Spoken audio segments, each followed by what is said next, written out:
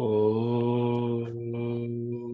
भूर्भुवः स्वः तत्सवितुर्वरेण्यं भर्गो देवस्य धीमहि धियो यो नः प्रचोदयात्।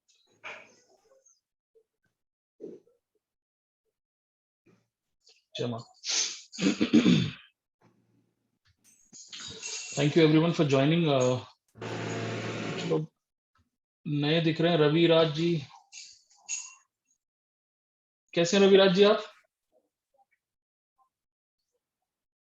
Raviraj G N star,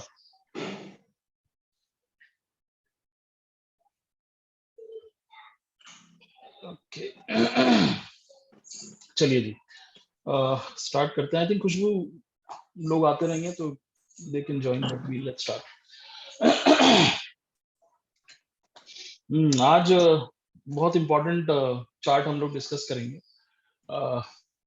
navamsha, इसको भाग्यांश भी कहते हैं। और जब पराशर ऋषि ने डिविजनल चार्ट्स की रचना की तो सबसे ज्यादा इंपॉर्टेंट चार्ट तो लग्न चार्ट है, बट उसके बाद जो सबसे इंपॉर्टेंट चार्ट है that is navamsha chart. So basically navamsha chart आपको किसी भी प्लैनेट की रियल पिक्चर बताता है। प्लैनेट लग्न में कुछ बता रहा है और नवमांशा में कुछ बता रहा है और आपको समझ में नहीं आ रहा, तो अगर उसकी एक्चुअली आपको ये जानना है कि वो एक्चुअल में नवमांश मतलब वो प्लैनेट कैसा काम करेगा, तो we have to see the navamsha. इसमें नवमांशा चार्ट बहुत इंपॉर्टेंट है। किन किन लोगों को आता है नवमांशा बनाना? नहीं आता? बहुत आसान है, सॉफ्टवेयर में डालिए, नवमांशा निकाल के दे देता है वो, कोई दिक्कत वाली बात नहीं है। बट मैं थोड़ा सा I not teach manual way how to make navamsha because no point in wasting time. But मैं एक थोड़ा सा जस्ट स्टार्ट कर देते हैं बेसिक से, ताकि जिनको नहीं पता वो उनको भी पता लग जाए।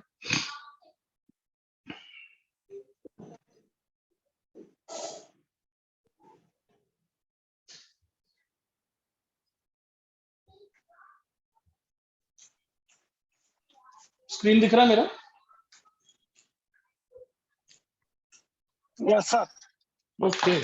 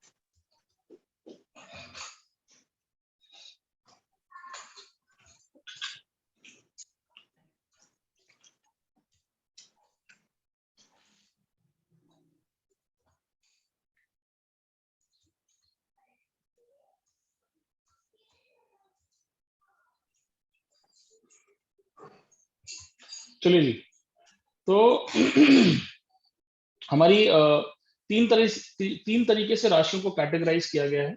मूवेबल, फिक्स्ड या डुअल। मूवेबल को हम चर राशि बोलते हैं, जो मूव करती रहती है।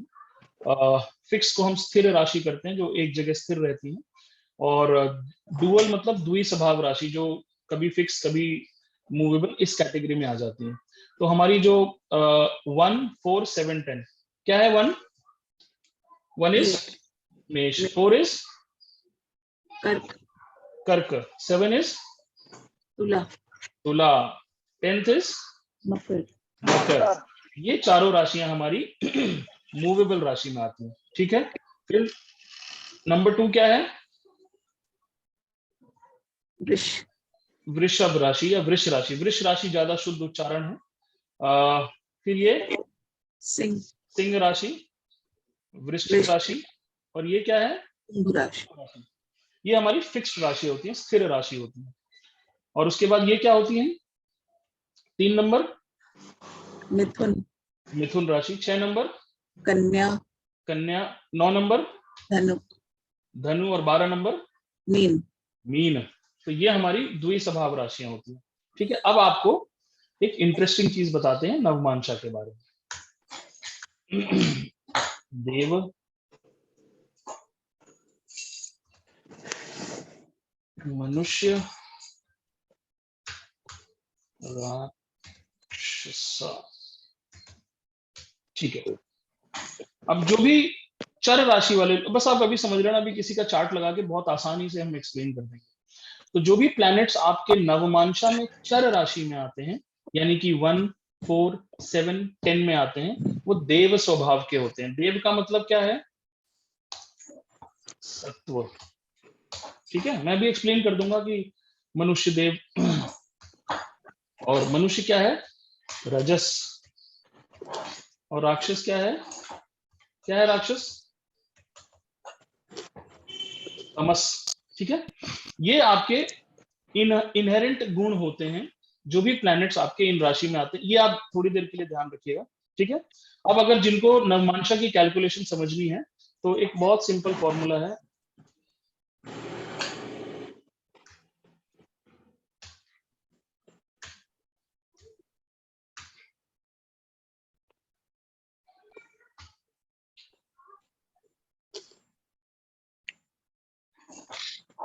मैं जब सिखाता था तो लोग कहते थे मुझे ज्योतिष समझ में नहीं आता है, तो मैंने एक फॉर्मूला बनाया था, मैं फोड़ दूंगा, मतलब मैं ज्योतिष को फोड़ दूंगा।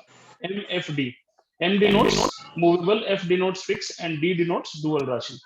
तो नवमांशा जब हम करते हैं तो जो कैलकुलेशन ऑफ राशि होती है, मूवेबल राशि में हम फर्स्ट हाउस वहीं से काउंट करते हैं, उसी राशि से। फिक्स्ड राशि में हम उस राशि से नाइन्थ से काउंट करते हैं, और डुअल राशि में उस राशि से 5th में काउंट करते हैं। ये मैनुअल तरीका है नवमांशा बनाने का, इस पे हम चर्चा नहीं करेंगे, but just for your information, ये हम नहीं तो सारा टाइम हमारा इसी पे वेस्ट हो जाएगा। ठीक है, अब आपने ये समझ लिया कि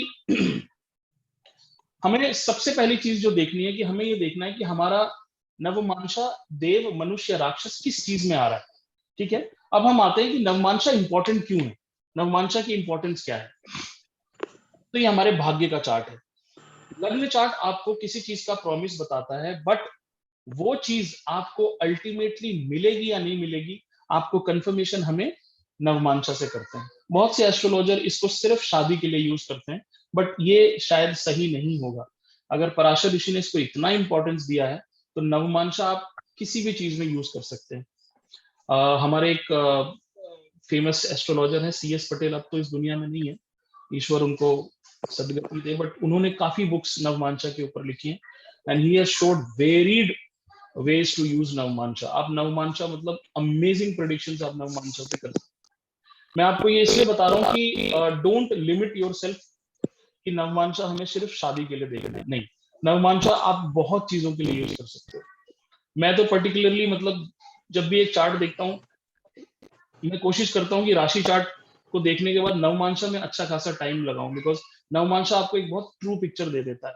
अब देखिए राशि चार्ट क्या है, लग्न चार्ट क्या है। लग्न चार्ट आपकी बाहरी फीलिंग है कि आप दुनिया को कैसे देखते हो। फॉर एग्जाम्पल आप ऐसे समझो कि किसी के लग्न में मार्स बैठा है, लग्न चार्ट में किसी के फर्स्ट हाउस में मार्स बैठा है। अगर किसी के फर्स्ट हाउस में मार्स है तो वो व्यक्ति कैसा होगा, बताइए क्या होते हैं मार्शियन ट्रेट्स, कैसा होगा? Aggressive nature, aggressive nature, aggressive nature का होगा, जल्दी गुस्सा करने वाला होगा, किसी भी बात पे आर्ग्यूमेंटेटिव होगा, फाइटिंग होगा। ये मार्स का एक ट्रू नेचर है। मतलब आप ऐसे समझिए कि एक पुलिस इंस्पेक्टर।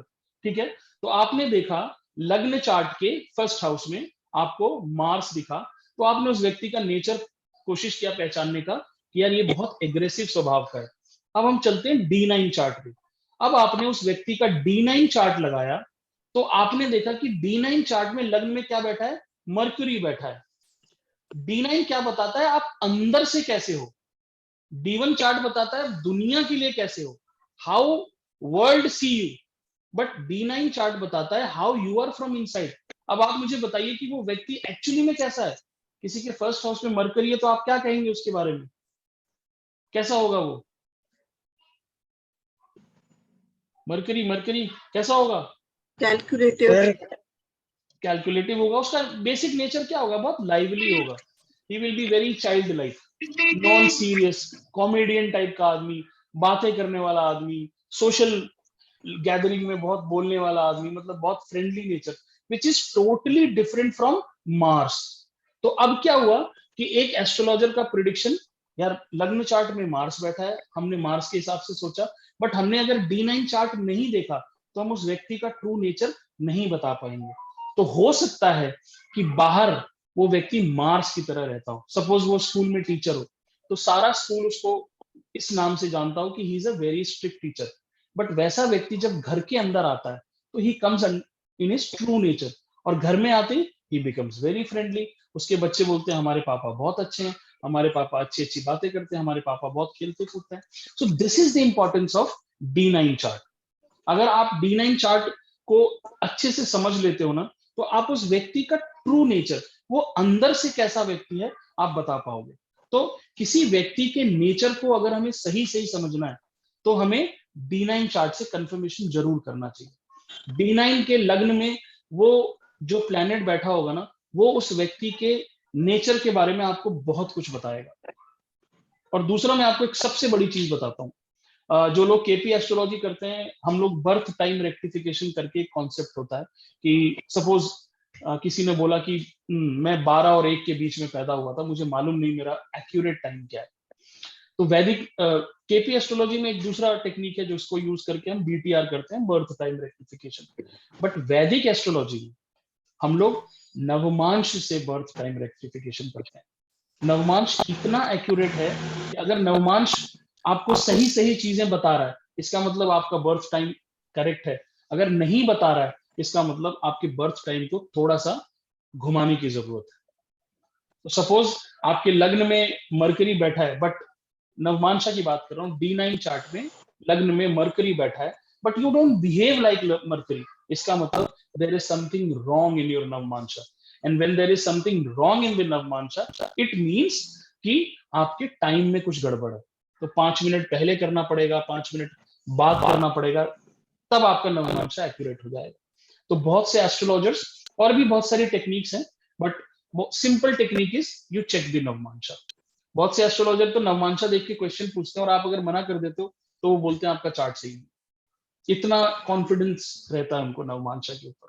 ठीक है, अब आते हैं कि नवमांशा क्यों कहा गया, क्या है नवमांशा? नवम अंश, 9th डिवीजन। किसका 9th डिवीजन? एक राशि का। अब एक राशि कितने डिग्री की होती है? हाउ मच इज वन राशि? 30 डिग्री। 30 डिग्रीज। 30 डिग्रीज को जब आप 9 से डिवाइड करेंगे, what will be the answer? 3 degree 20 minutes. 3 degrees 20 minute. So navamsha में हमारी एक राशि का जो फर्स्ट नवमांशा होता है वो 0 से 3 डिग्री 20 मिनट्स तक फर्स्ट नवमांशा आता है। सेकंड नवमांशा कहां से कहां तक आएगा? 3 डिग्री 20 मिनट से 6 डिग्री 40 मिनट्स। 6 डिग्री 40 मिनट से। ऐसे करके हम थर्ड, फोर्थ, फिफ्थ, नाइन्थ, तो एक राशि को हम 9 भागों में बांट देते हैं और उसमें हम लोग प्लैनेट्स बिठा देते हैं। इसको हम नवमांशा बोलते हैं। अब what is your 9th house? 9th house is, हमारे लिए तो सब कुछ है। हम लोग तो हिंदुस्तानी आदमी, हम लोग तो यही बोलते हैं, अरे सब भाग्य भरोसे है ना। हम लोग तो हर चीज में भाग्य को डालते हैं। आप, और एक ये मैकेनिज्म भी बहुत अच्छा है। सपोज किसी की, मान लीजिए किसी के घर में कोई यंग डेथ हो जाती है, तो हमारे बुजुर्गों ने क्या बोला कि ये तो भाग्य में ऐसे ही लिखा था, इसके भाग्य में इतने ही दिन जीना लिखा हुआ था। तो हम लोग ये सोच के क्या होते हैं, हम अपने आप को सांत्वना दे देते हैं। तो इसका मतलब ये है कि ये 9th हाउस हमारे जीवन का द मोस्ट इंपॉर्टेंट हाउस है। मैंने किसी वेबिनार में शायद बोला था कि अगर पराशर ऋषि से पूछा गया होता कि आप सबसे पहला हाउस कौन सा बनाएंगे, तो उन्होंने शायद सबसे पहला हाउस 9th बनाया होगा, because 9th is your DNA। अगर किसी का नाम, मेरा नाम पांडे है बिकॉज ऑफ माई फादर, अगर किसी का नाम शर्मा है बिकॉज ऑफ हिज फादर। आपके फादर आते कहां से? 9th हाउस से। 9th हाउस इज योर संस्कार, 9th हाउस इज योर भाग्य। बिना भाग्य के आप लाख मेहनत कर लो। आपने जीवन में ऐसे बहुत लोग देखे होंगे। आईएएस कितने नंबर से रह गया? 1 नंबर से रह गया। मेडिकल कितने नंबर से रह गया? आधे नंबर से मेडिकल रह गया। इंडिया टीम में सिलेक्शन होने वाला था, उसी दिन मैं बीमार पड़ गया। और कोई कोई आप देखते हो ना, फिल्म स्टार के जो बच्चे हैं, जो स्टैब्लिश्ड फिल्म स्टार हैं, उनके बच्चे देखो कुछ नहीं है, दे आर जस्ट, उनको एक प्रॉपर प्लेटफॉर्म मिल गया है। कोई बच्चा अंबानी के घर में पैदा हुआ है, क्या करने की जरूरत है उसको? तो वो पूर्व जन्म से इतना भाग्य इकट्ठा करके लाया, इसीलिए पराशर ऋषि ने इस चार्ट को बहुत इंपॉर्टेंट माना। ये आपके भाग्य का लेखा जोखा बनाता है। अब आपको एक सिंपल एग्जांपल देता हूं, अभी हम चलेंगे आगे, बहुत इंटरेस्टिंग चीजें करेंगे। सपोज एक प्लैनेट डेबिलेटेड है आपके D1 चार्ट में। आप एक एक शब्द को ध्यान से सुनना। लग्न चार्ट में आपका एक प्लैनेट डेबिलेटेड है, नीचस्थ है, नीच का है। वही प्लैनेट D9 चार्ट में नवमांशा में जाके अगर उच्च का हो जाता है, वो प्लैनेट आपको माला माल कर देगा। ये पावर है नवमांशा की। आपने D1 चार्ट देखा, आपने देखा कि जुपिटर नीच का है, ओहो, आपका तो एजुकेशन वगैरह सब पिट गया। आपने उस आदमी से पूछा कि आपकी एजुकेशन कैसी है, आपकी बुद्धि कैसी है, आप उसको बोल रहे हो कि आपका एजुकेशन बहुत खराब रहा होगा, लेकिन वो बोलता कि नहीं मैं तो बहुत इंटेलिजेंट हूँ, मेरा एजुकेशन बहुत अच्छा है, मैं तो हाईली एजुकेटेड हूँ। क्यों हो गया वो हाईली एजुकेटेड? बिकॉज यही जुपिटर नवमांशा में जाके उच्च का हो गया। मतलब इस जुपिटर को क्या मिल गया? इस जुपिटर को लक मिल गया, बहुत सारा luck, immense amount of luck is brought by this Jupiter. So never do this mistake by only studying the Rashi chart, because Navamansha is like a rocket fuel.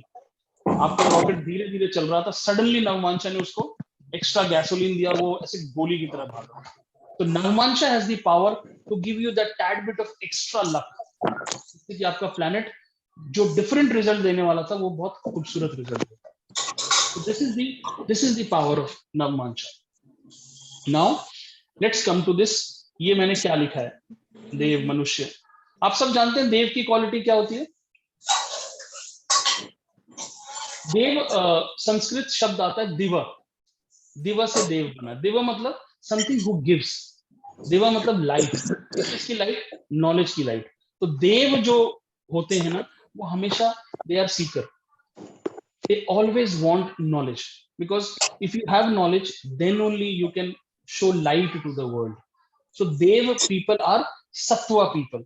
वो अच्छे अच्छे काम करना चाहते हैं, वो साधना करना चाहते हैं, वो पढ़ना चाहते हैं, वो रिलीजियस बुक्स पढ़ना चाहते हैं। They want to attain all kind of knowledge. That is how devas are. मनुष्य क्या है? मनुष्य क्या है बताइए? मनुष्य की सबसे बड़ी प्रॉब्लम क्या है? कि वो इंद्रिय जन्य काम करना चाहता है, सेंसेस वाला काम। मेरे को जीभ दी है तो मुझे अच्छा खाना खाना है, मुझे आंख दिया है तो अच्छा नजारा देखना है, मेरा नाक दिया है तो I need to smell good, मुझे टच दिया है। तो मनुष्य की प्रॉब्लम क्या है कि मनुष्य बहुत मटेरियल है, वो अपने सेंस को ग्रेटिफाई करने के लिए काम करता है, इसीलिए उसमें रजस बहुत सारा है। मनुष्य अचीव करना चाहता है बहुत कुछ, मतलब उसको बहुत कुछ एक्सपीरियंस करना है, वो प्रैक्टिकल है, वो मटेरियल है। और राक्षस क्या है?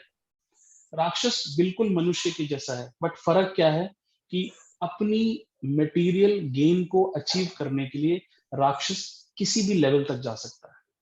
आप जिसको कहते हैं ना एक शब्द अंग्रेजी में, कट थ्रोट कंपटीशन, ये गला काटने वाला है कौन? ये राक्षस प्रवृत्ति है। या तो मैं फर्स्ट आऊंगा, नहीं तो सामने वाले को मार दूंगा। There is cut throat competition, this is राक्षस प्रवृत्ति। अब आपको क्या करना है? हाउ डू वी नो कि हम किस प्रवृत्ति के हैं? अच्छा, एक बात आप समझ लेना, आपको परेशान नहीं होना कि मैं राक्षस प्रवृत्ति, अरे ये हम पूरी दुनिया को हमने 3 हिस्सों में बांट दिया, तो इनमें से कोई खराब नहीं है, ये सब उनके जीवन जीने की एक कला है।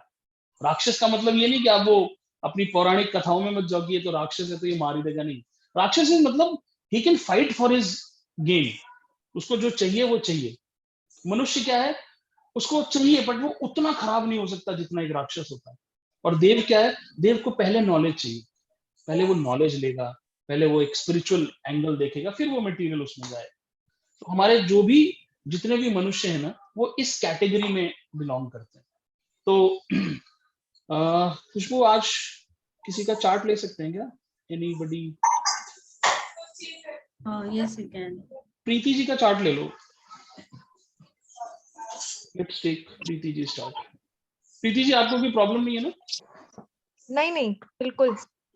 ओके, क्योंकि मतलब ये चार्ट हमारे पब्लिश होते हैं यूट्यूब के ऊपर भी, तो वी नीड योर कंसेंट कि आपको कोई Okay. दिक्कत नहीं। मैं वैसे सर आपसे कनेक्ट हो ही रही हूँ कल, बट या आई वुड वांट टू, अगर आप चार्ट की अभी दिखा दें, मुझे भी थोड़ा समझ आ जाएगा कि कैसे होता हाँ, है। बिल्कुल बिल्कुल। हाँ जी।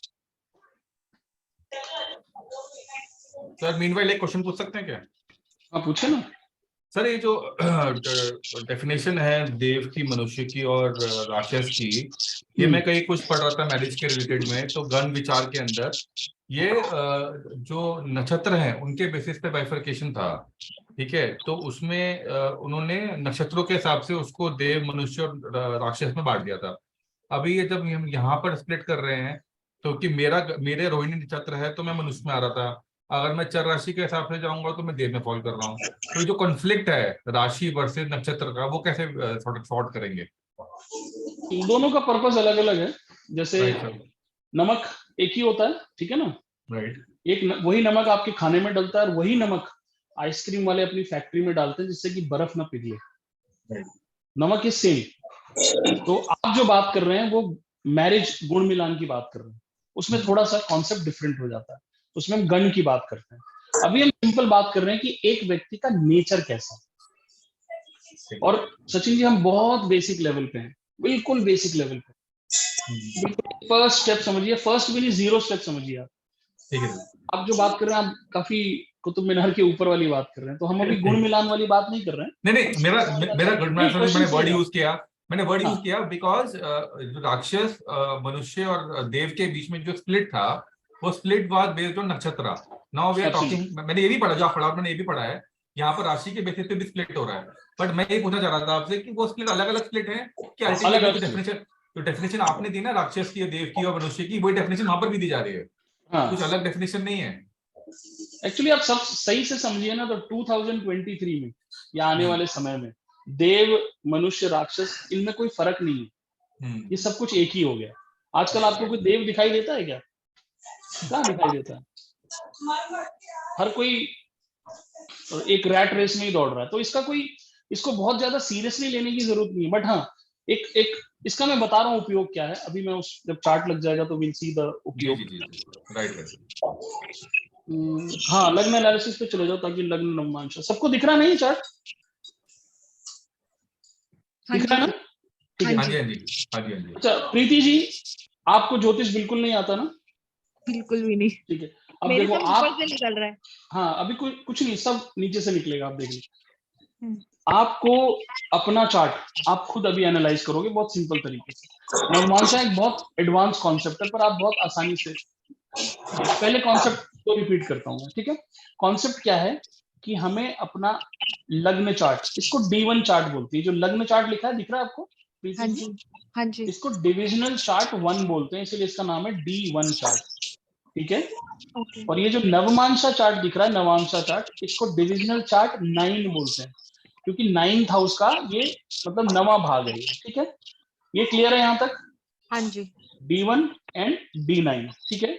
अब हमें क्या करना है, सिंपल, हमें आपके लग्न चार्ट में ये फर्स्ट हाउस दिख रहा है, एसेंडेंट जहां पे लिखा हुआ है ASC लिखा हुआ है 4। हाँ जी। ये आपका फर्स्ट हाउस होता है, इसको हम लग्न बोलते हैं।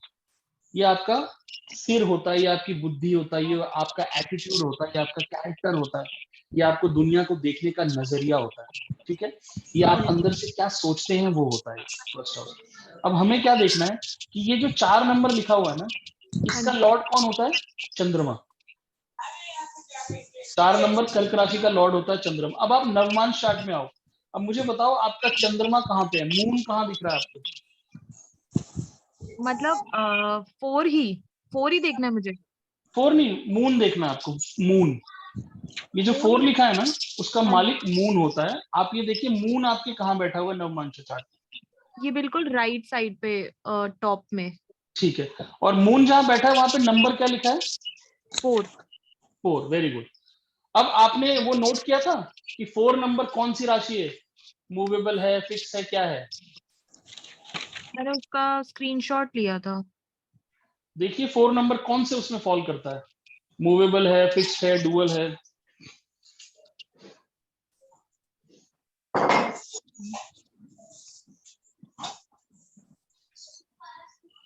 कोई प्रीति जी की हेल्प करेगा?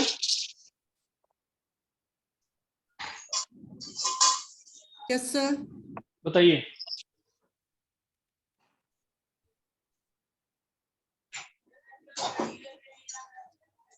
सर वो मुझे मिल नहीं रहा। चलिए कोई कोई नहीं बात वाले, दीपाली मैडम हेल्प करेंगे, दीपाली मैडम नहीं। हेल्प दीपाली करो। मैम बताइए सर क्या बताना है?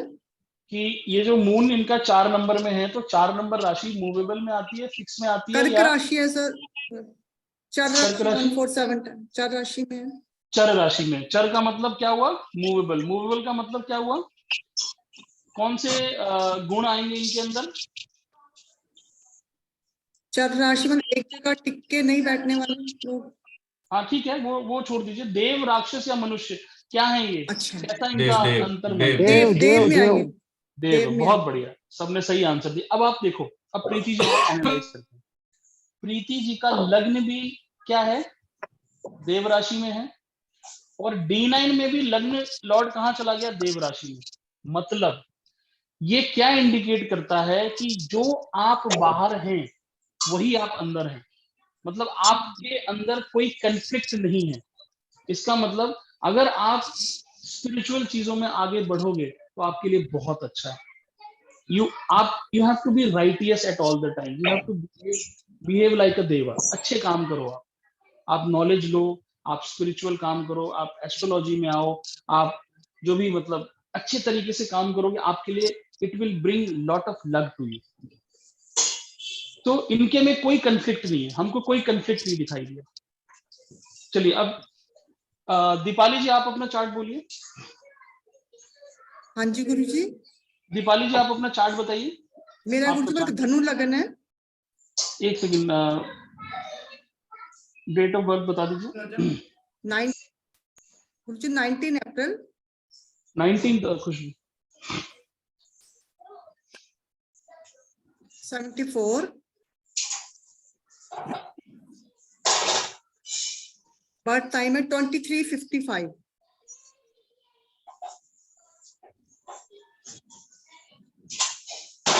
प्लेस बताइए। प्लेस चंबा हिमाचल। चंबा।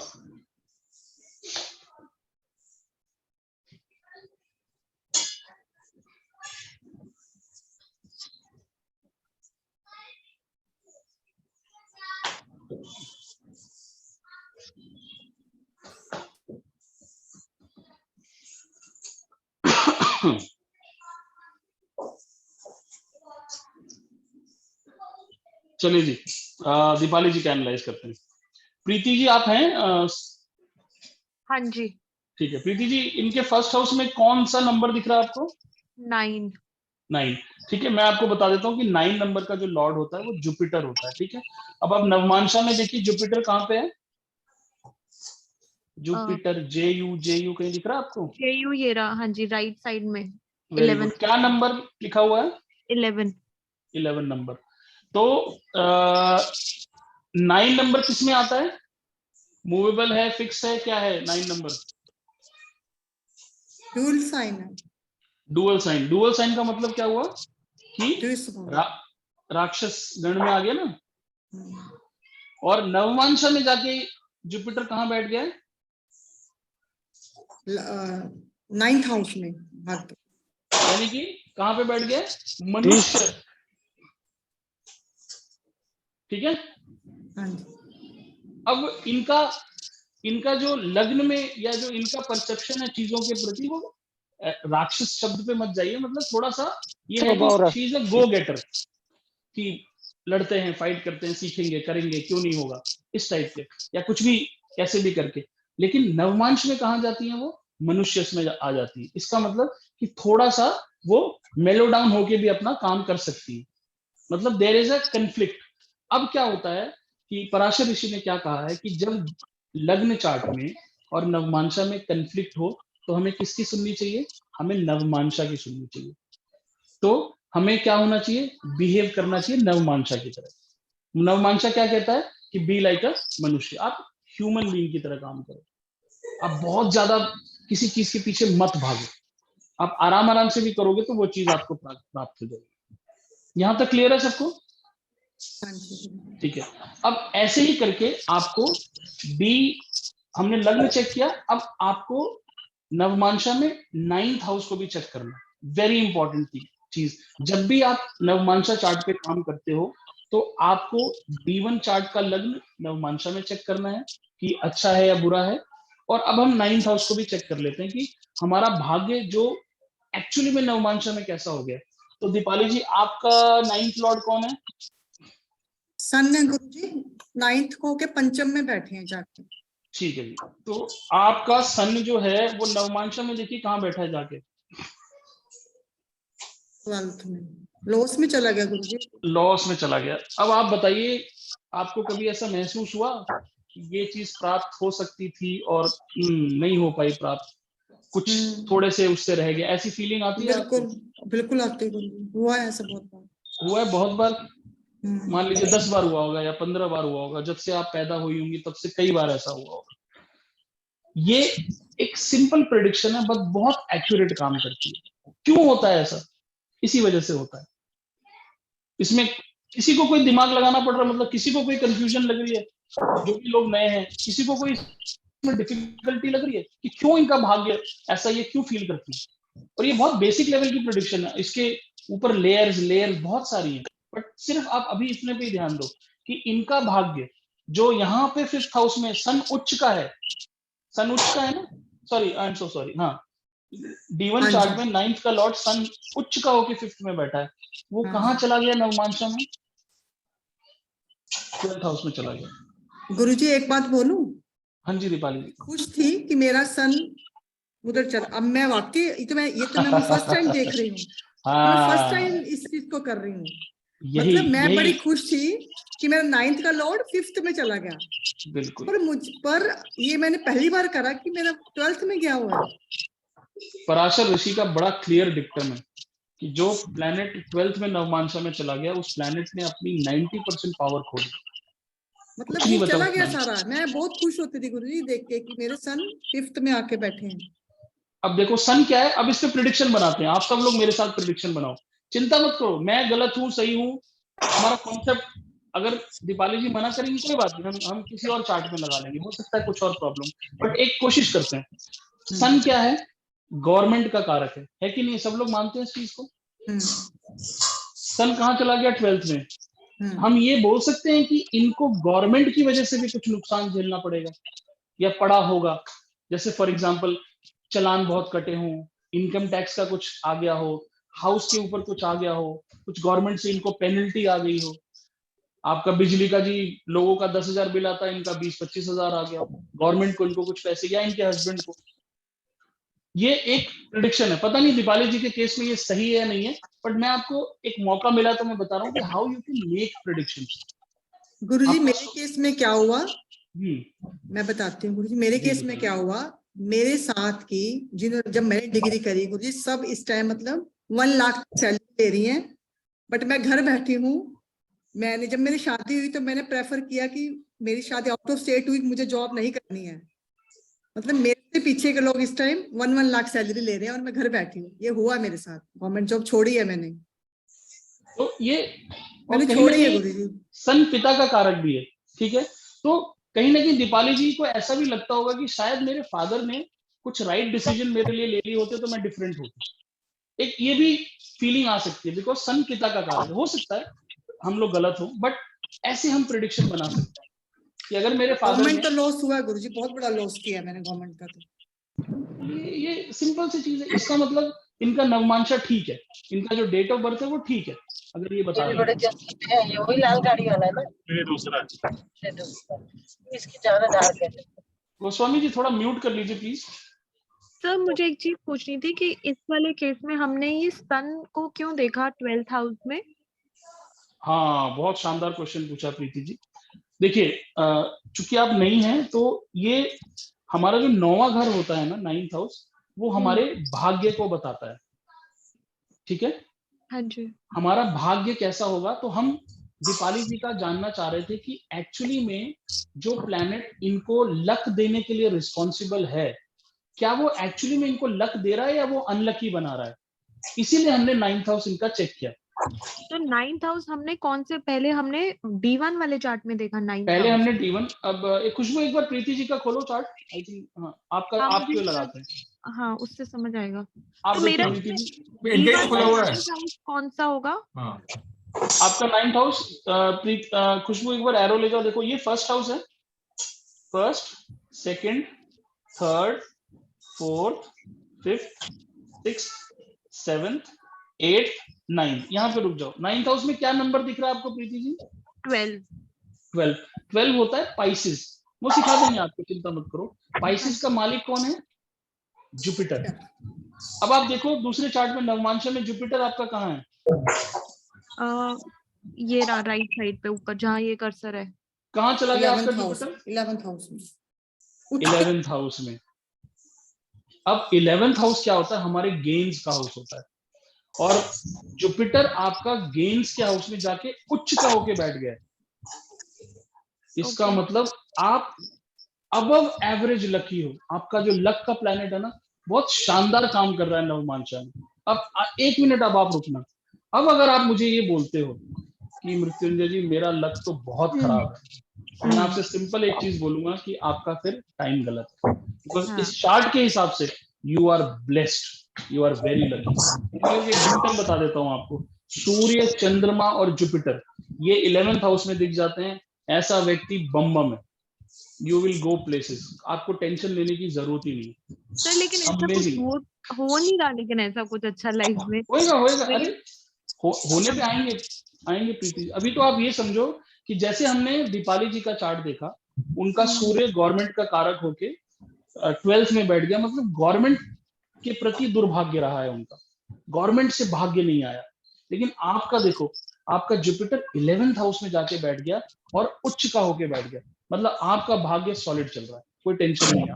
तो मतलब हम पहले 9th house represents our luck. Yes, तो 9th हाउस का हम देखेंगे कि वहां पे कौन सा नंबर लिखा हुआ है, what is the planet for that very good, number, absolutely. Which is like Pisces and Jupiter. फिर हम D9 वाले चार्ट में देखेंगे कि वो जुपिटर जो है वो कहाँ पे बैठा हुआ है, कौन से हाउस में बैठा हुआ है, व्हिच इज बहुत 11 शानदार, इन माय केस, राइट। तो बहुत अगर बढ़िया, बैठा है तो 11th की क्वालिटीज ये है हाउस की कि वो गेन्स देता है। बिल्कुल गेम्स देता है आपको, बहुत सारी क्वालिटीज है। 11th आपका सोशल सर्कल भी है, गेम्स भी है। 11th आपके अंदर की जो बैड क्वालिटीज है, डिजायर्स भी हैं आपकी, बट एनीवेज उस पर नहीं जाते हैं अभी फिलहाल। प्राइमा फेसी और हमारे राहुल कपूर जी ने एक और चीज बोली, 7th हाउस में आपका गज केसरी बना हुआ, ये होगा, इस पे हम चर्चा करेंगे। Thank you Rahul ji. D1 में भी बना हुआ है, D1 में भी इनका और सेकंड हाउस में बना हुआ है, D1 में भी आपका गज केसरी पड़ा है। तो प्रीति जी पैसे की कमी नहीं है। चार्ट एक्चुअली में देखना पड़ेगा कि चीजें क्यों नहीं हो रही हैं, बिकॉज इट्स अ देखो, ब्यूटीफुल चार्ट। कल बताना सर आप मुझे, हाँ कल कल बताऊंगा, अभी मैं इससे ज्यादा कंसल्टेशन। बताऊंगा भी नहीं। हाँ तो हाँ आपको क्लियर हो गया? हाँ और जी, हाँ कोई है जिसका चार्ट लगाना सर है? सर एक बात बताओ, सर एक बात बताओ, अगर मान लो इनका जो जुपिटर है, मान लो वो 11th में ना जाके 9th में आ जाता, हाँ, मान लो, तो वो तो दी बेस्ट कॉम्बिनेशन है। अब उसके साथ जो प्लैनेट बैठे हैं उनका कोई फर्क नहीं पड़ता, पर हम ये बोल रहे हैं कि अगर जो 9th का लॉर्ड है, अगर वो 9th में ही आ गया नवांशा में, दैट इज बेस्ट। अब क्या है ना, 9th में आना बेस्ट नहीं कह सकते, बिकॉज मैं एक रीजन बताता हूँ। प्लैनेट देखिए, प्लैनेट अपना कारक तत्व कभी नहीं छोड़ता। आप जुपिटर जैसे प्लैनेट को आपने उठाया और उसको 9th में बिठा दिया। हाँ, अब प्रीति जी चाहती हैं मटेरियल गेन्स प्राप्त करने, राइट, अब 9th का जुपिटर उनको देना क्या चाह रहा है? ज्ञान, ज्ञान देना चाह रहा है, स्पिरिचुअलिटी देना चाह रहा है, आश्रम देना चाह रहा है, गुरु के सानिध्य में। पर ये सारी चीजें प्रीति जी करना नहीं चाहती। समझ गया मैं। हाँ। अब ये अच्छा प्लैनेट भी उनके लिए खराब हो गया, बिकॉज उसने क्या क्रिएट कर दिया? कॉन्फ्लिक्ट क्रिएट कर दिया। अगर 9th में जुपिटर बैठा होता और प्रीति जी मान लीजिए संत बनना चाहती हैं, किसी बड़े गुरु का शिष्य बनके she wants to do kundalini jagran, she wants to do meditation, she wants to teach yoga to the world. It is beautiful. But suppose Preeti ji wants to become a doctor and she wants to become best doctor earning lot of money. वो Jupiter वहां पे गड़बड़ कर रहा है. इसीलिए होता है, इसीलिए कॉन्फ्लिक्ट बहुत खतरनाक होता है. मैं क्यों नहीं कुछ कर पा रहा हूं? बिकॉज मेरा अंतर्मन मुझे कुछ और बोला है करने को, मैं करना कुछ चाहता हूं. अब जबरदस्ती एक बच्चे को मैथमेटिक्स पे बिठा दिया और वो करना स्पोर्ट्स चाहता है, तो क्या होगा? It's a huge conflict of mind. Nothing will happen. Guruji मेरे केस में जो मेरी कुंडली में जो ये है, मतलब जुपिटर है, वो सेम राशि में 9th में आके बैठा है. इसका भी कुछ रिलेशन? अरे बहुत जबरदस्त है. इसको हम वर्गोत्तम बोलते हैं. वर्गोत्तम का मतलब ये होता है कि मतलब ये प्लैनेट आपको मतलब जबरदस्त फल देने के लिए बैठा हुआ है. इसकी पावर सॉलिड हो गई है क्योंकि लग्न में से उठ के ये सेम राशि में आके नवमांसा में बैठ गया. होते बहुत अच्छा होता है. इस पे हम थोड़ा विस्तार में चर्चा करेंगे जब वेबिनार लेंगे. नवमांसा एक ऐसा टॉपिक है जो बहुत आसानी से मतलब, लेकिन यहाँ तक आप लोग को समझ में आया ना, नवमांसा से डरना नहीं है. नवमांसा D9 कुछ नहीं, सिंपल है. एक्चुअली खोल के धीरे धीरे हम समझ लेंगे कि नवमांसा क्या है. यहाँ तक समझ में आ गया कि आपको अपना लग्न चेक करना है कि मेरा माइंडसेट दुनिया में क्या है और मेरा माइंडसेट एक्चुअली में क्या है. मैं रोज भाग रही हूँ, दौड़ रही हूँ, बट एक्चुअली में मेरा माइंड कह रहा है कि यार तुम स्पिरिचुअल हो जाओ, तुम देव नवमांसा के हो, तो थोड़ा सा रिलैक्स हो जाओ. या मैं यहाँ पे लग्न में देव नवमांसा का हूँ बट D9 में मैं राक्षस हूँ, तो तुम राक्षस बन जाओ ना, क्या दिक्कत है? एक व्यक्ति मेरे पास ऐसे प्रणाम गुरुजी. प्रणाम. मेरा एक कुछ सवाल था, इफ यू परमिट. जी बताइए. ये जो वर्गोत्तम का जो अभी चर्चा हुआ, कंटेस्ट के अंदर ही सवाल पूछने की कोशिश करता हूँ. यदि बृहस्पति D1 में और D9 में जाकर के वर्गोत्तम हो जाए लेकिन दोनों में नीच का है, तो ये जातक को कैसा असर देता है? इस पे दो मत हैं गोस्वामी जी. कुछ एस्ट्रोलॉजर्स का मानना है कि ये खराब फल देता है, कुछ एस्ट्रोलॉजर का मानना है कि इसका नीच भंग हो जाता है. ये बहुत जबरदस्त फल देता है. अभी तो गुरुजी आप हैं, आपका मत मानेंगे ना हम तो. मेरे हिसाब से वर्गोत्तम प्लैनेट चाहे नीच का भी हो, वो अच्छा फल देता है. उसमें वो उसके अंदर वो पोटेंशियल है कि आपको अच्छा फल देगा, वो खराब फल नहीं देगा. मेरा ये मानना है कि अगर कोई नीच का भी होके वर्गोत्तम हो गया तो वो अच्छे फल दे सकता है. बट कई केसेस में ऐसा भी देखा गया कि खराब फल देता है, बट वो एक अलग चर्चा का विषय है. अगर आप मेरे उससे जाना चाहते हैं तो it will give good result, not bad result. खैर एनीवेज, अब हम मैं क्या कह रहा था, हाँ, मेरे पास कुछ केस आए जो ऑफिस में अच्छी परफॉर्मेंस नहीं हो रही थी एम्प्लॉय की, क्योंकि एम्प्लॉय क्या है, बहुत सबमिसिव था. लग्न में देव रहा होगा, ठीक है ना, देव मतलब ठीक है, जैसे चल रहा है बढ़िया है, लेकिन नवमांसा में वो राक्षस गण में था, या राक्षस तत्व का उसका बुद्धि था. तो क्या करना चाहिए उसको? ही और शी शुड स्टार्ट कॉम्पिटिंग मोर. आप एग्रेसिव हो जाओ वर्क प्लेस के ऊपर. जैसे ही आप एग्रेसिव हो जाओगे ना, आपको अच्छे रिजल्ट आने लग जाएंगे. फॉर एग्जाम्पल जैसे प्रीति जी कह रही है कि सब कुछ अच्छा दिख रहा है पर कुछ हो नहीं रहा है. इसका मतलब प्रीति जी ने अपना कोर नेचर प्रीति जी को चेंज करने की आवश्यकता है. सपोज वो ए तरीके से चल रही है, हो सकता है उनको बी तरीके से आगे बढ़ना हो. ये ज्योतिष हमें सिखाता है कि भाई साहब अब टाइम आ गया है कि आप अपना रास्ता थोड़ा सा चेंज करो, ऐसे काम नहीं चलेगा. ठीक है, यहाँ पे कोई प्रॉब्लम? यहाँ तक सबको समझ में आ गया? ओके, आगे बढ़ते हैं. अब एक स्टेप और आगे बढ़ते हैं, आपको और बेटर समझते हैं कि आपका इंटरनल मन कैसा है.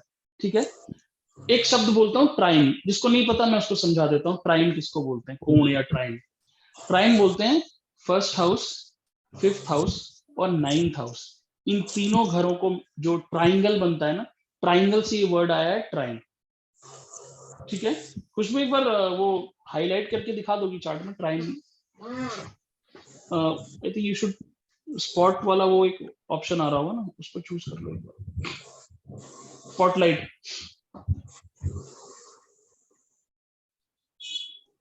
जूम का ऑप्शन है वो नहीं आ रहा, छोड़ो कोई बात नहीं, ऐसे ही दिखा दो। तो ये जो फर्स्ट हाउस है जिसपे 9 नंबर लिखा हुआ है, और जो 5th हाउस है जिसपे 1 नंबर लिखा हुआ है, और जो पंचम 5 लिखा है 9th हाउस, इसको ट्राइन बोलते हैं। ठीक है, अगला कॉन्सेप्ट क्या है कि ट्राइन में नवमांशा, अब सिर्फ नवमांशा की बात करेंगे, अब लग्न चार्ट को छोड़ दो, अब सिर्फ नवमांशा पे आ जाओ। ठीक है, ट्राइन्स के अंदर जो प्लेनेट बैठा होता है, आदमी का इनर्ट कैरेक्टर वैसा होता है। ठीक है, आदमी के अंदर उस तरह के गुण होते हैं। अब फॉर एग्जाम्पल किसी के ट्राइन में सन बैठा हो, 159 के अंदर सन मिले, तो हम क्या कह सकते हैं सन के बारे में? सन की सबसे अच्छी चीज क्या है? मैं अगर बोलूं कि सन इज इक्वल टू रिदम, तो आप एग्री करोगे मेरी बात से? सन का मतलब रिदम, मेरे उगने का टाइम, मेरे डूबने का टाइम, मेरा 12 महीने में आप देखोगे ना, मैं एक रिदम फॉलो करता हूँ। डिसिप्लिन बोल सकते हैं गुरुजी, क्या बोल सकते हैं? डिसिप्लिन, डिसिप्लिन बोल सकते हैं। और क्या बोल सकते हैं? सन और क्या है? सर लीडर, आत्मा, आत्मा कारक, लीडर, आत्मकारक, मेरा सोल। और रिदम जहां पे होती है ना, वहां पे और क्या होता है? और रिदम आपको कहाँ मिलता है? रिदम का इस्तेमाल आप कहाँ करते हैं? म्यूजिक, डांस और म्यूजिक में। म्यूजिक। तो डिक्टम क्या कहता है कि जिसके ट्राइन में सूर्य होता है ना, वो म्यूजिक बहुत अच्छा बजा सकता है, या म्यूजिक बजाने की उसकी इच्छा होती है, या वो कभी ना कभी लाइफ में कोशिश करता है कि तबला सीखे। कैसा म्यूजिक बजाएगा ये डिपेंड करेगा राशि के ऊपर। जैसे सपोज विंड वाली राशि आ गई, वायु तत्व की राशि आ गई, तो वो फ्लूट बजाएगा, बांसुरी बजाएगा। तो जिस तरह की राशि आएगी, तो ट्राइन में अगर सूर्य मिल गया, ऐसा आदमी डिसिप्लिन होगा, ऐसा आदमी बहुत रिदमिक होगा। जब वो ऐसे आदमी को देखना आप, चलो आपने किसी के सूर्य मिल गया ट्राइन के अंदर, ठीक है ना, आपने उस व्यक्ति को बोला कि आप डांस अच्छा करते हो, बोलेगा नहीं मैं डांस नहीं करता। घबराना नहीं, आप टेंशन मत लो। एस्ट्रोलॉजर को बिल्कुल तह तक पहुंचना चाहिए, तब मानना चाहिए कि वो गलत बोल रहा है। अगर वो डांस नहीं करता हो, आपने कुछ लोगों की वॉक देखी है, चलने का तरीका, आप सपोज उनको अगर आप वो हील वाला सैंडल पहना दो ना, तो वो जो ठक ठक ठक ठक, उसमें भी रिदम आपको सुनाई देगा। They always walk into rhythm, उनकी वॉक में भी एक डांस दिखाई देगा। आपने देखा ना कुछ, जैसे जैकी श्रॉफ को देखो आप, उनकी वॉक में भी आपको ना एक लय दिखाई देगा कि यार ये डांस करता हुआ चल रहा है। अमिताभ बच्चन की वॉक देखो, सुनील गावस्कर एक बहुत फेमस क्रिकेटर हुए, he had a peculiar walk. अगर जो भी पुराने लोग जानते हैं सुनील गावस्कर को खेलते हुए देखे, तो वॉक उनकी बड़ी रिदमिक होगी। किसी का सन अगर ट्राइन में होगा, किसी का मून ट्राइन में होगा, तो क्या होगा? उस व्यक्ति को गाने का बहुत शौक होगा। वो व्यक्ति हमेशा बाथरूम में तो गुनगुनाएगा ही, वो वैसे भी आपने देखा ना, काम करते करते कुछ लेडीज हैं, हरे रामा हरे कृष्ण, ऐसे कुछ, मतलब मैंने कुछ लेडीज ऐसी देखी जो बिना गाना गाए काम नहीं कर सकती, उनके मुंह से गाना निकलेगा ही निकलेगा। या कुछ पुरुष भी हैं, बहुत से आपको मेल दिखेंगे, ऐसे कुछ ना कुछ हमिंग उनके अंदर चलती रहती है। That is moon in trines. अगर चंद्रमा ट्राइन्स में हो, और चंद्रमा और क्या डिनोट करता है? चंद्रमा इज फूड। ऐसे लोग बहुत अच्छे कुक्स होते हैं। कहाँ पे देखना है अपने को? ट्राइन में देखना है। ठीक है, चंद्रमा देख लिया आपने, समझ लिया है। किसी की चार्ट में किसी को याद है?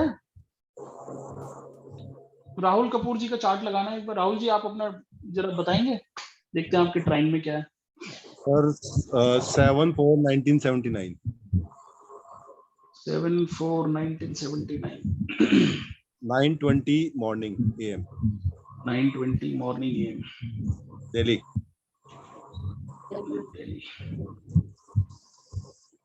उठा लो, ये उठा लो।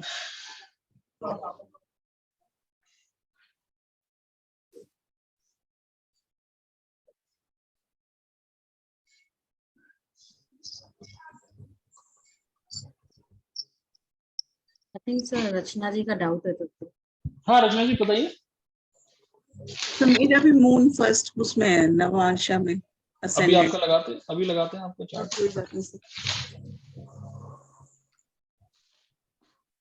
ठीक है जी, इनका ये नवमांशा चार्ट देखना बस, और कुछ नहीं देखना आप लोगों को। खुशबू, राशि नवमांशा वाले में चले जाओ, उसमें नवमांशा ना बड़ा आता है। हाँ इसमें चले जाओ, मून चार्ट नीचे कर दो, और बस ठीक है, ये नवमांशा चार्ट है। अब इनका ट्राइन देखिए पहले। प्रीति जी आप बताइए ट्राइन कौन कौन से हैं, जहाँ पे क्या क्या लिखा हुआ है? ये मेरा है सर? नहीं आपका नहीं, ये राहुल जी का है। ओके, आप ट्राइन आइडेंटिफाई करिए, ट्राइन हाउसेस कौन से हैं? इसमें 159। फर्स्ट वाला जो ये बीच में है जिसमें मर्क्यूरी है शायद 4 नंबर, वेरी गुड, एक्सीलेंट, वाह Preeti ji. And fifth then house, left वाला जिसमें 8 लिखा हुआ है, वेरी गुड, एंड ये राइट वाला जिसमें और वीनस और नेपट्यून लिखा हुआ है। ठीक है, बहुत बढ़िया चार्ट हमारे सामने आ गया, बहुत शानदार चार्ट। अब इनके ट्राइन में क्या कौन कौन से प्लैनेट दिख रहे हैं आपको? मर्क्यूरी, मरकरी और वीनस एंड नेपट्यून। नेपच्यून छोड़ दो, नेपच्यून हमारे ऋषि पराशर बहुत गुस्सा करते हैं अगर आप नेपच्यून की बात करोगे, उनको अच्छा नहीं लगता। नेपच्यून, यूरानस, प्लूटो बिल्कुल बहुत गुस्सा करते हैं, मारते भी हैं। छोड़ दो यूरानस, नेपच्यून, प्लूटो को छोड़ दो, हम सिर्फ 9 प्लैनेट्स पे फोकस करेंगे, ठीक है। अब इनके ट्राइन में क्या क्या दिख रहा है? मरकरी और वीनस। अब मरकरी अगर ट्राइन में है तो क्या क्वालिटीज देता है आपको? मरकरी क्या देता है? It makes you good with speech. It makes you good with business. Communication, ठीक है, कम्युनिकेशन आपके बड़े सॉलिड कर देता है, वो आपकी इनर्ट क्वालिटी है ये। दूसरा, ऐसे लोग बिना बात के झगड़ा नहीं करते, ये क्वालिटी बहुत इंपॉर्टेंट है, ध्यान रखना। क्यों मैं बता रहा हूँ, आपने देखा होगा ना जो लालाजी लोग होते हैं ना, जो बिजनेसमैन होते हैं, वो किसी से फालतू में लड़ाई नहीं करते। उनका काम क्या होता है कि भाई जैसे ट्रेन में एक लालाजी 2 लाख की गड्डी लेके चल रहे हैं ना, तो वो क्या करेंगे, वो शांति से ट्रेन की यात्रा काटेंगे, बिकॉज अगर किसी से झगड़ा हुआ तो खतरा किसको है? वो नोटों की गड्डी को है। तो एक बिजनेसमैन अपना टाइम लड़ाई में कभी वेस्ट नहीं करता। मर्क्यूरियन क्वालिटी क्या होती है कि वो कोशिश करेगा कि लड़ाई झगड़ा ना हो। इनर्ट क्वालिटी क्या है? अच्छा, मर्करी का क्वालिटी समझ में आ गया, they are good at speech, they would love to hang out, they are lively people, उनको बड़ा मजा आता है, they sometime they behave like child, उनको मतलब उनका बचपना खत्म नहीं होता, वो मतलब उनकी उम्र जब बढ़ भी जाएगी then still they will behave like a child. और क्या है राहुल जी के चार्ट में? वीनस भी दिख रहा है आपको। Venus makes you very creative. Venus makes you, एक होता है ना हम इंग्लिश में वर्ड यूज करते हैं, you have I for detail, आपके पास आई फॉर डिटेल है। Venus gives you that kind of thing. तो अब क्या है कि हम राहुल जी को क्या क्या बोल सकते हैं? कौन प्रेडिक्शन करेगा राहुल जी के बारे में? प्रीति जी आप बताओ राहुल जी को, you predict and let's see Rahul ji कितनी बातों से एग्री करते हैं, कितनी बातों से डिसएग्री करते हैं। डोंट वरी, दीपाली जी और प्रीति जी आप दोनों प्रिडिक्ट करो राहुल जी के बारे में, just by looking at the trine, Mercury Venus को देख के। वही एक तो इनका वीनस गुरुजी उच्च के बैठे। वेरी गुड, ये भी पॉइंट बहुत अच्छा दीपाली जी ने बोला। जब हमारे पास 2 प्लैनेट आ जाते हैं ना, तो हमको देखना है कि ज्यादा स्ट्रॉन्ग प्लैनेट कौन सा है। तो मरकरी और वीनस के बीच में ज्यादा स्ट्रॉन्ग वीनस है, क्योंकि वीनस उच्च का बैठा हुआ, तो इनके अंदर ज्यादा क्वालिटीज। अब पहली क्वालिटी क्या आती है कि ऐसे लोग क्रिएटिव होते हैं। दूसरी क्वालिटी आई फॉर डिटेल होता है। तीसरी चीज क्या होता है गुरुजी? क्या होता है आई फॉर डिटेल? ये कोई लाइन अगर पढ़ते हैं ना तो उसको बहुत गहराई से पढ़ते हैं। ओके। कहीं पे जैसे आप बोलोगे ना मैंने साफ कर दिया, तो ये बोलेंगे वो देखो दीवार में एक दाग लगा, उसको छुड़ाओ। ओके, ठीक है, अब राहुल जी से पूछते हैं, राहुल जी ऐसी क्वालिटीज हैं आपके अंदर? हाँ सर, 100% ऐसे ही है, 200% कि मैं परफेक्शन को ढूंढता हूँ। परफेक्शनिस्ट, ये वर्ड, हाँ सॉरी मेरे माइंड से निकल रहा था। Venus in trine makes you perfectionist. Aamir Khan type के लोग हो जाते हैं, लग्जरीज का शौक रहेगा इनको, अंदर से लगेगा कि घर साफ रहे। पेस्ट्री शेफ मैं हूँ, तो पेस्ट्री शेफ का मेरा बिजनेस है। क्या बात है, देखो क्रिएटिव होंगे, डिजाइनिंग, टिपिकल वीनस बिजनेस। हाँ, और मैंने फ्रांस से मैंने अपना डिप्लोमा किया था। एक्सीलेंट। तो प्रीति जी कुछ भी गलत हुआ जो आपने प्रेडिक्ट किया इनके बारे में? नहीं, बिल्कुल सही। बट सर मतलब इससे कोई फर्क नहीं पड़ता कि वो 1, 5 या 9 में किस में बैठा हुआ है, किस में बैठा हो। अगर आपको प्लैनेट ट्राइन में दिख गया तो उनके अंदर ये क्वालिटीज होंगी। अब आप इनकी स्पीच के बारे में पूछो ना, मरकरी भी तो बैठा है, कैसा बोलते हैं ये? He must be very good orator, शानदार बोलते होंगे। आप इनसे पूछो, डायरेक्टली आस्क हिम। हाँ सर, स्पीच का तो ये है कि सर एमसी मैंने किया हुआ है इवेंट्स वगैरह में। अब इवेंट्स में जो आदमी 10,000, 5,000, 1,000 लोग के बीच में माइक लेके अनाउंसमेंट कर रहा है कि अगला गाना आप सुनेंगे साधना सरगम की आवाज में, मतलब इसके लिए कितना गट्स चाहिए। Look at his speech. नहीं तो why will he do MC का course? That Mercury is making him do MC का course. Look at the beauty of astrology. क्या मुश्किल हुई आपको? अगर राहुल जी आपका चार्ट लेके प्रीति या दीपाली जी के पास आते तो आप लोग, अरे राहुल जी ऐसे हाथ जोड़ के, फिर क्या बात है, कैसे पता? It's very simple. Navmansha tells you the inner quality of a person. Rahul ji likes beauty because his Venus is strong. उनको गंदगी बिल्कुल पसंद नहीं आएगी. That's why he is into pastry business. Bakery is the most beautiful art of cooking. आप बहुत finish तरीके से काम करते हो. वो केक के ऊपर फोटो लगाना, फिर उसके ऊपर नाम लिखना. मतलब केक तो एक बहुत छोटा एग्जांपल है. Croissant, muffins, I don't know how many things they make. But अगर आप क्रिएटिव नहीं हो, आप बेकरी में काम नहीं कर सकते. बेकरी का बिजनेस नहीं कर सकते. तो ये नवमांशा की पावर है. This is how beautiful navamsha is. और एक चीज है सर, मैं कंफर्म करना चाह रहा हूँ, राहुल जी को ये बोल रहे कि he likes a deep water and financially he is very rich. Sir rich, very rich का तो मुझे नहीं पता अभी. अभी वो फेज आना बाकी है.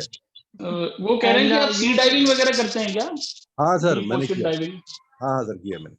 Very good. And he has a very good acumen in film industry. नहीं सर, मैंने जब मैं कॉलेज टाइम पे मैंने मॉडलिंग किया था. देखो कमाल है सुभाष जी. इट इज क्यों? It's a Neptune. It's a Neptune. Neptune भी अगर हम हटा दें तो वैसे भी वीनस है, तो मन करेगा फिल्म इंडस्ट्री में जाने का. सर फिल्म इंडस्ट्री के लिए मैंने कई चार्ट देखे. वीनस नेपच्यून का अगर कॉम्बिनेशन आता है तो ही फिल्म इंडस्ट्री में जा सकते. शानदार Subhash ji. As a director. Excellent Subhash ji. Very good.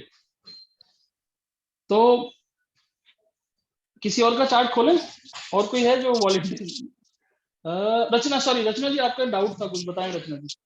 नहीं सर, डाउट नहीं था. आपने पूछा था किस किस के मून है ट्राइन में, तो बता रही. अच्छा, एक बार रचना जी का खोल दो. मून देखते हैं. गाना गाती है रचना जी आप? हाँ. कमाल है. Very good. चलो प्रीति जी, आपको एक और क्लाइंट मिल गया आज. करो प्रेडिक्शन. इतना सिंपल एस्ट्रोलॉजी है ना, अगर आपने कॉन्सेप्ट पकड़ लिया. जैसे सुभाष जी ने अभी कितना ब्यूटीफुल एक कॉन्सेप्ट दे दिया कि आप वीनस नेपच्यून ढूंढो. मेरे को भी नहीं पता था Subhash ji, thank you so much. तो अब ढूंढो नेपच्यून. अब मैं देखूंगा 2-4 फिल्म स्टार की कुंडली में, देखो मिलेगा आपको. चलिए जी, प्रीति जी बताइए, इनके ट्राइन में कौन सा प्लैनेट है? Sir moon. मून. अब क्या कह सकते हैं मून से? she'll be good in music and she'll be a good cook. Very good. बताइए Rachna ji. Sir I am not a stage singer, पर मैं सारे दिन जैसे गाने वालों में से थी पहले. अभी थोड़ा कम हो गया है. अच्छा रचना जी, आप खाना एंड ऑल अच्छा बनाते हैं? हाँ, बना लेती हूँ सर. खाने के बारे में बात करना, खाने के बारे में पढ़ना, पिछले खाने में क्या कमी रह गई, अगले खाने को कैसे ठीक किया जाए, मतलब इस तरह की चीजें. It's not about food, it's like discussion about food. तो यूट्यूब पे वीडियो देख लिया कि अच्छा हाँ, अगली बार ये करेंगे हम. एग्जॉटिक फूड देख लिया, इस रेस्टोरेंट में होके आते हैं बिकॉज यहाँ पे ये अच्छा मिलता है. नहीं सर, ये पार्ट नहीं है. कोई बात नहीं, कोई दिक्कत नहीं है. But food becomes kind of a hobby. ठीक है, फूड के बारे में चर्चा करना. और किसी का चार्ट? सिंगिंग करती है, कंफर्म है ना? फूड के बारे में चर्चा नहीं करती हूँ, बट मेरा बेसिक वो रहता है कि अगर कोई आए तो मेरे घर से मेरे हाथ का कुछ खा के जाए. एब्सोल्युटली. ये क्यों है? मून की एक और क्वालिटी है ना, केयरिंग. मदरली नेचर होगी. मून बैठे हैं ना, हो जाता है कि मेरे यहाँ अगर कोई मेहमान आए ना तो वो फुल संतुष्ट होके जाए. इमोशनल होंगी. इमोशनल बिल्कुल होंगी. बिल्कुल होंगी, 100% होंगी. और किसका चार्ट लगाना है? सर अगर मेरे केस में अगर मैं देख रही हूँ कि प्लूटो भी है, तो आप कह रहे हो कि प्लूटो के बारे में हम नहीं बात करते, नहीं पढ़ते हम.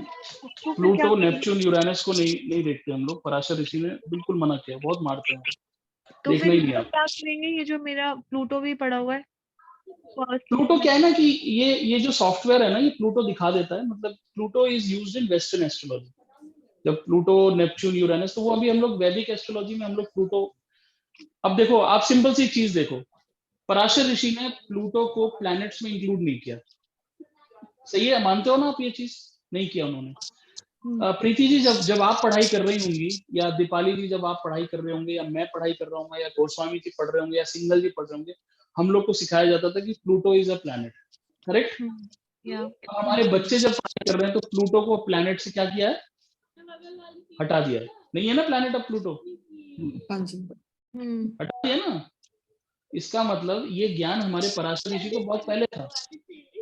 बाद में साइंटिस्टों ने थोड़ा उछलना शुरू किया कि चलो प्लूटो को प्लैनेट, तो धीरे धीरे हम जो वो कह रहे हैं ना, अल्टीमेटली सत्य वही होगा। हो सकता है उसमें 10,000 साल लगे, 5,000 साल लगे, because science believe in proof. तो इसीलिए हम लोग इन प्लैनेट्स को नहीं मानते, वैदिक में इन प्लैनेट्स का कोई जिक्र नहीं। ठीक तो है जी। इसका नेगेटिव माना जाता है अगर मेरे फर्स्ट हाउस में है प्लूटो? प्लूटो आप इग्नोर कर दो, प्लूटो को छोड़ दो, अच्छा, प्लूटो ignore। है ही नहीं कुछ। वी तो don't sir discuss about Pluto. तो ये सैटर्न और ये राहु भी है, मतलब मरकरी के साथ, तो ये भी मतलब माने जाते हैं कुछ उसमें, सैटर्न और राहु? क्या कह रहे हो? मेरे 159 में सैटर्न और राहु भी है। हाँ, अब हम आते हैं कि सैटर्न कैसी क्वालिटीज देता है। सैटर्न, आपके ट्राइन में सैटर्न है और आपके ट्राइन में मरकरी और राहु है। अब राहु क्या करता है कि आपको बहुत रिसर्च ओरिएंटेड बनाता है। Rahu is good with big machine, you would like to do research, but अगर आप मुझे ये बोलते हो कि आपका रिसर्च में मन नहीं करता, तो फिर ये थोड़ा सा चार्ट में गड़बड़ है, थोड़ा सा आपके टाइमिंग में मुझे लगता है गड़बड़ है। आप रिसर्च करते हो, क्या करते हो आप प्रीति जी? मतलब नहीं, रिसर्च तो मैं नहीं करती, बट हाँ जैसे अगर कोई सब टॉपिक है या कुछ है, अगर वो मेरे को इंटरेस्ट करता है, then I like to go into detail. Like अगर मेरा ऑफिस का भी कोई, मतलब अगर जैसे मैं कोई प्रोजेक्ट करती हूँ या कुछ कर रही हूँ, तो unless and until I do it from scratch, तब तक मेरे को नहीं मतलब लगता कि I am doing justice. Very good. And Mercury is also in trine, हाँ जी। So you are very expressive, you are fun loving person, जो सारी क्वालिटीज हमने राहुल जी को। और सैटर्न पे आते हैं, Saturn makes you very laborious, आप मेहनत से नहीं भागते हो, जो काम स्वराशि के बैठे हैं गुरुजी, इसलिए। हाँ जी, स्वराशि के बैठे हैं, इसलिए सैटर्न, इन दोनों प्लैनेट्स में सैटर्न काफी स्ट्रांग है। तो सैटर्नियन क्वालिटीज आपके अंदर होती है। You people, Saturn people are very loyal. आपको कोई कभी ये नहीं बोलेगा कि आपकी लॉयल्टी पे शक है, आपको कभी ये नहीं बोलेगा कि आपके हार्डवर्क में शक है। लेकिन Saturn also makes you very dissatisfied with life. आपको बहुत कुछ मिलता है ना, तब भी आपको लगता है नहीं यार कुछ मिल नहीं रहा, बिकॉज वो इनर्ट में ना आपके डिससेटिस्फेक्शन देता है। मतलब क्या होता है कि दो तरह के लोग होते हैं, एक होता है कि बहुत कुछ मिल गया उसका एप्रिसिएशन करते रहते हैं कि अरे यार मेरी कोई औकात नहीं थी, मेरे को इतना दे दिया भगवान ने। लेकिन दूसरे टाइप के लोग होते हैं जो कभी कंटेंट नहीं होते हैं, उनको वो चीज जब तक नहीं मिल जाएगी ना, तब तक वो कुछ कमी है, कुछ कमी है, कुछ कमी है, कुछ कमी है। सैटर्नियन क्वालिटीज नहीं है आपके अंदर। ऐसा हमेशा लगता होगा कि यार ये कर लेती तो ज्यादा अच्छा रहता, ये और कर लेती, बट आपका मेहनत, आपका लेबर, और कभी कभी प्रोक्रेस्टिनेशन सैटर्न देता है, चीजों को डिले करना, छोड़ना, इस काम को कल कर लेंगे। लेकिन जब लगेंगे बहुत तेजी से लगेंगे और बहुत मेहनत करेंगे, बट चीजों को टालना भी एक आदत है। जब हम प्लैनेट के वो पढ़ेंगे, ये आपकी इनर्ट क्वालिटी है, इसको आप झुटला नहीं सकते। आप मुझे झूठ बोल सकते हो, बट आपके अंदर ये क्वालिटीज रहेंगी अगर ये चार्ट एक्यूरेट है, आप इनसे बच के नहीं भाग सकते। And mercury gives you very good oration, आप बहुत अच्छा बोल लेते हो, आप अपनी चीजों को एक्सप्रेस कर लेते हो। मरकरी जिनका ट्राइन्स में रहता है ना, मेंटल स्थिति उनकी बहुत अच्छी रहती है, वो लोग जल्दी डिप्रेशन में आने वाले नहीं है, बिकॉज उनके अंदर एक आदत होती है, अरे आगे बढ़ो ना यार, ठीक है, जबरदस्ती वो दुखी नहीं है। बट आपके अंदर सैटर्न मरकरी दोनों है, तो आप दुखी भी होती हैं, बट आप उससे उबर भी जाते हैं। कई बार आप बहुत परेशान हो जाते हैं कि यार क्या हो रहा है मेरी लाइफ में, why am I not achieving things, even though you are achieving things, but you will feel a bit dissatisfied because Saturn will give you that thought process. फिर आप उसमें कई बार हार्ड वर्क करते हो, कई बार आप उसको छोड़ देते हो, मुझसे नहीं हो रहा मैं छोड़ देती हूँ, ये भी आता है। हाँ जी, तो एक सेडिस्ट एटीट्यूड रहता है सैटर्न का। कई बार सब कुछ घर में बहुत से लोग आए, आप अकेले कोने में बैठ जाओगे, आपको पता ही नहीं क्यों उदास हो, बट उदास हो, वो इनर्ट क्वालिटीज।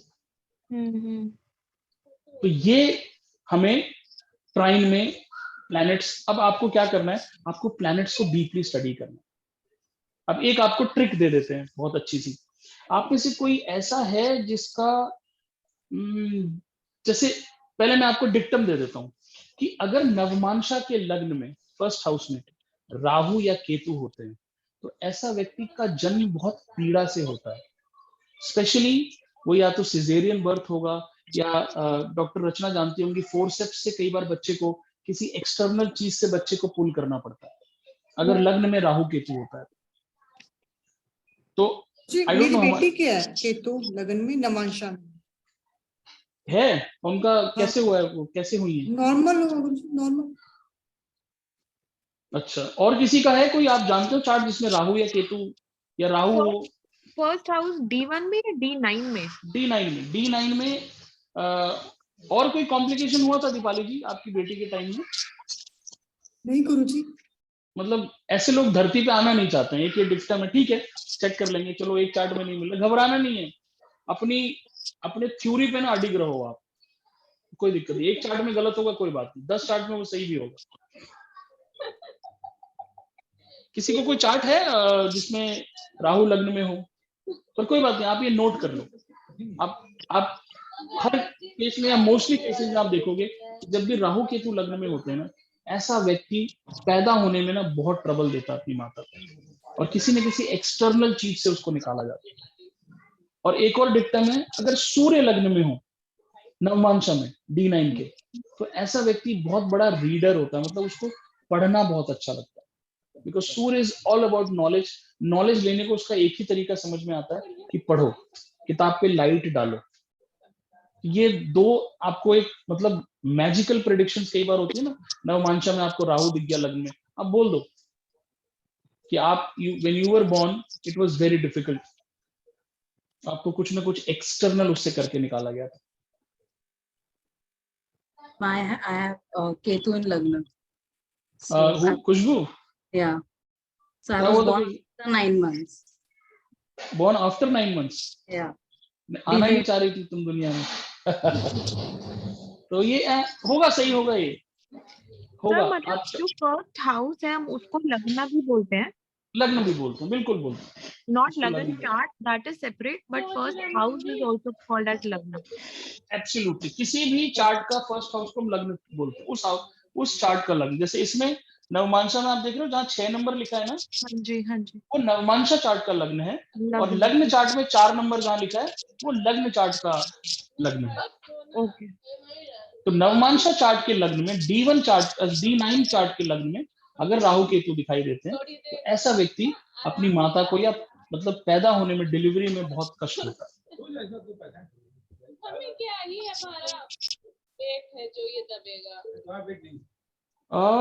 वी हैड विधि जी, विधि जी नहीं सुन रही, विधि जी के बेटे के डिलीवरी के टाइम भी काफी इश्यूज हुए थे, तो we can check his chart also, but anyways कोई बात नहीं, कभी और लगा लेंगे। तो आज तो हम मैरिज को बिल्कुल कवर नहीं कर पाए, इसी में हम रह गए, तो कोई बात नहीं, एक Khushboo will plan another webinar where we will discuss about marriage, because navamsha is a beautiful chart. मेरे को इतना मजा आता है ना नवमांशा, अभी आप देखो ना, अभी तो मैंने बहुत बेसिक चीज आपको समझाई है नवमांशा, इसी में आप सामने वाले आदमी को स्टडी करने लग जाते हो कि इसकी इनर्ट क्वालिटी कैसी है। फिर आप लग्न को, भाग्य को, मतलब 9th हाउस को, लग्न को आप उसमें चेक करो, प्लैनेट्स को आप उसमें चेक करो, वर्गोत्तम है। ओके, विधि जी का मैसेज आया है, but can you share the detail of your son? Let's check. Khushboo एक बार लगाना, देख लेते हैं जस्ट फॉर क्यूरियोसिटी।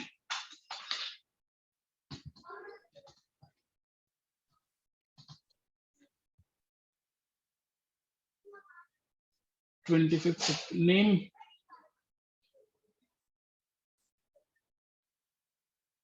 देवांश नाम है, देवांश। देवांश अरोड़ा। 25 सितंबर 2008।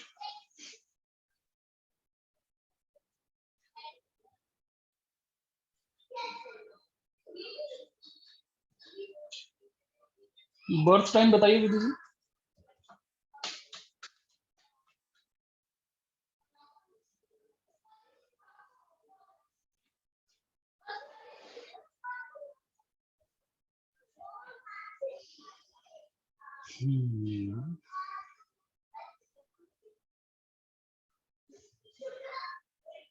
I think she's कोई नहीं, we will I don't know if she's there or not.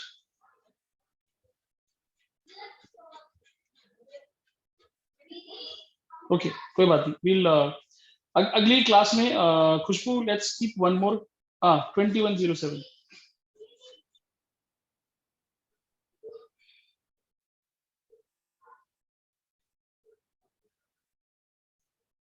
Place of birth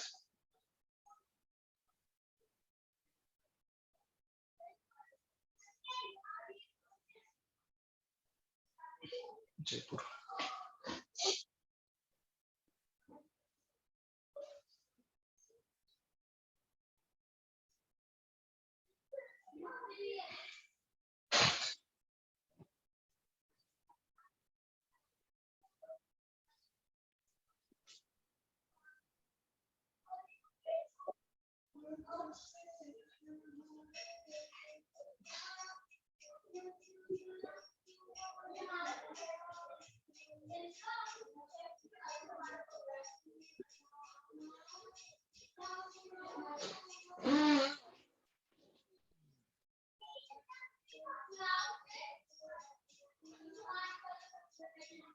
नहीं है, no Rahu Ketu in the लग्न।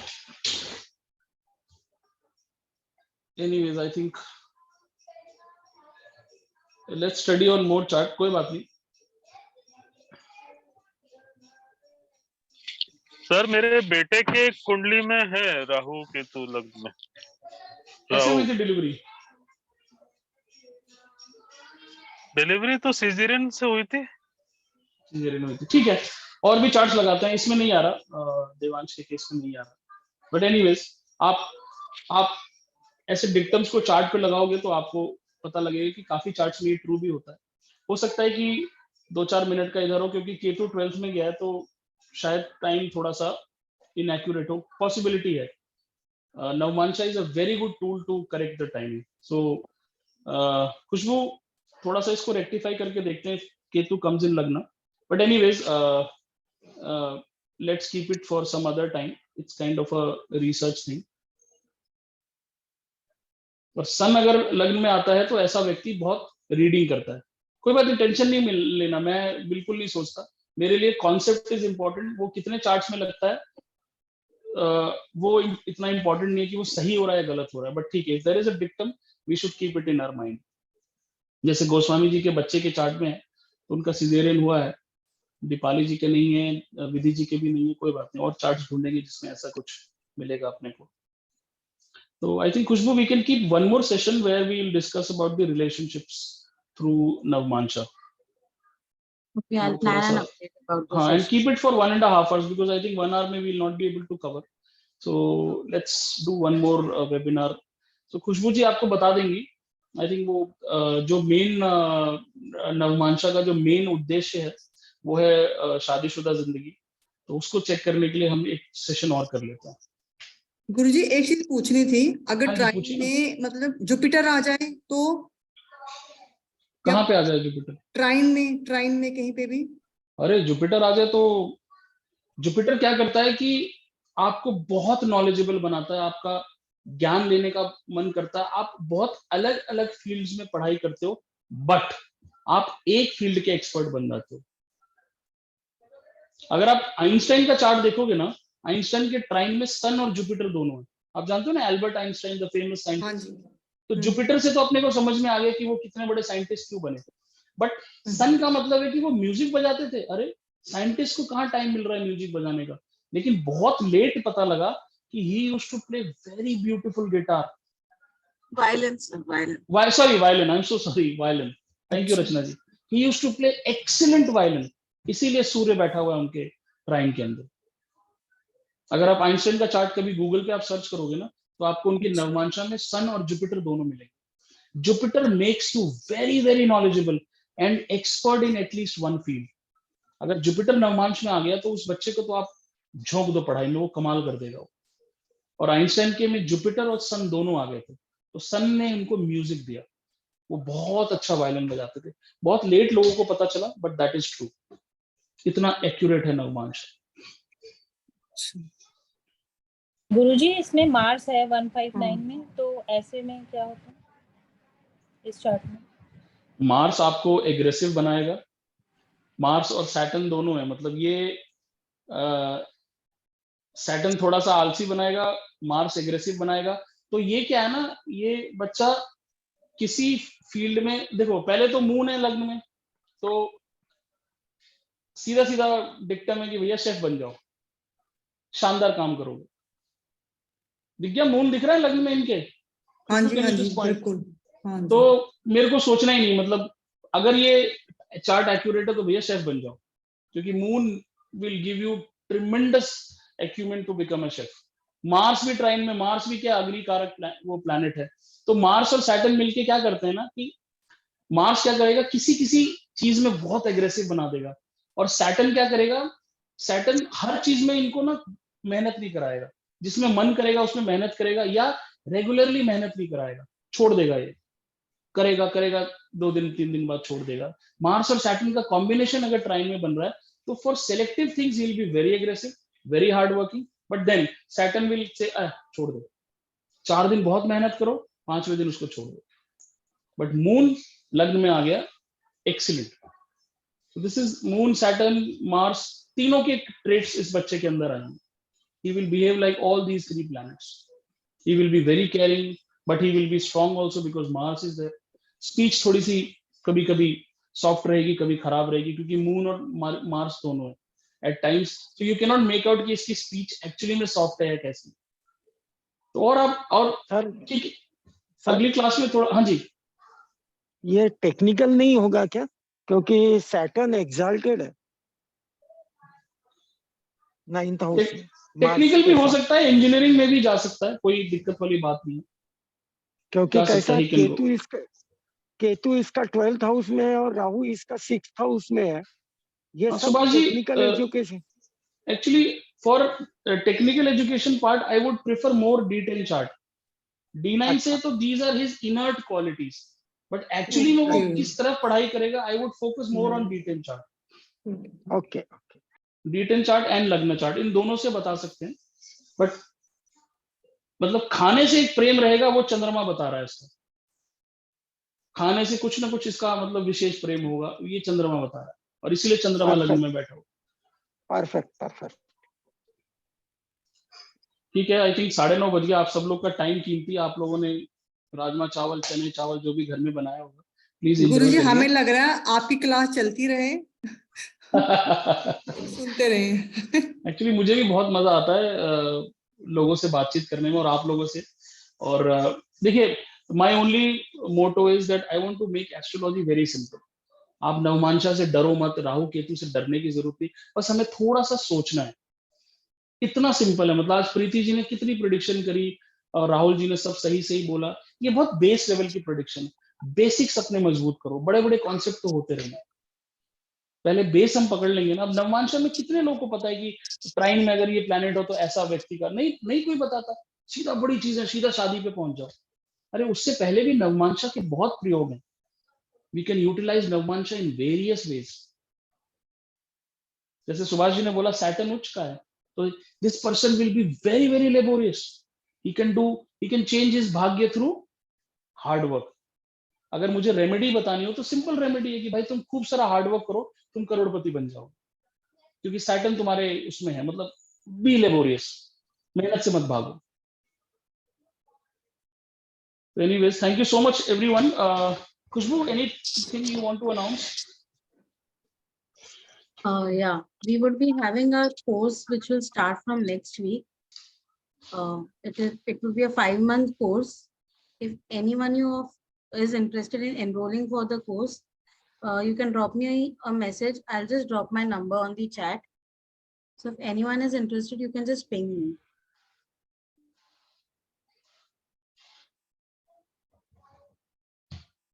आई थिंक कुछ लोगों ने एनरोल कर भी लिया, जिन्होंने नहीं किया, if they are interested they can do.